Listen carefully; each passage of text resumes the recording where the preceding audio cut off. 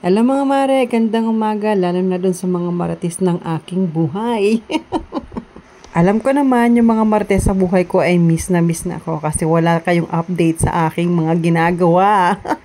Dahil nga mga mare, sunod-sunod ang pinagkabisihan ni Mami do. Unang-una mga mare, nga kami ay naglipat kaya hindi talaga ako nakapag-upload ng mga videos mga mare. At pagkatapos nga maglipat mga mare, nako Diyos ko, napasabak naman ako mga mare sa extra ko na pagdadrive.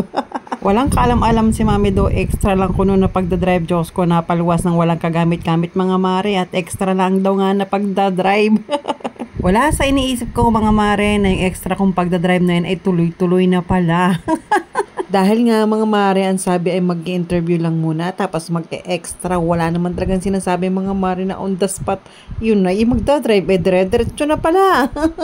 Pero mga mare, siguro ito talaga ang kaloob ni Papa Lord. Alam niyo naman ako mga mare kung ano ang kaloob ng Panginoon, yun ang ating tatanggapin. Kasi naniniwala talaga ako mga mare na lahat ng mga bagay-bagay dito sa mundong ibabaw ay may dahilan.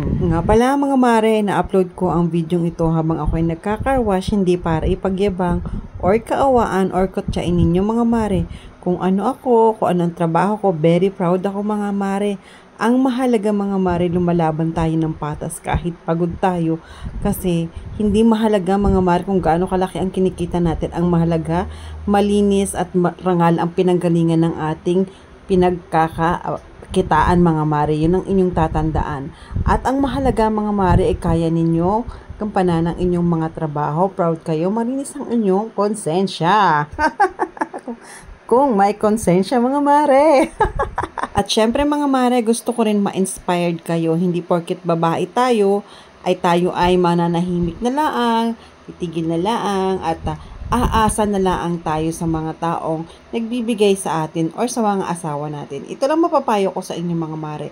Kahit ako ay single mom at kayo ay may mga asawa na, iba ang may sariling kita ang babae mga mare. Kahit kayo ay nasa bahay lang or kahit anong bagay na basta kumikita kayo, maliit man yan o malaki, ang mahalaga mga mare ay may kinikita kayo. Sa panahon ngayon mga mare, hindi lang ang lalaki ang kailangan maghanap buhay. Yung kaya nila, kaya na rin natin yan mga mare kung gusto natin magkaroon ng sariling kita, sariling pera na hindi natin poproblemahin pa sa ating mga mahal sa buhay yung mga pangailangan natin.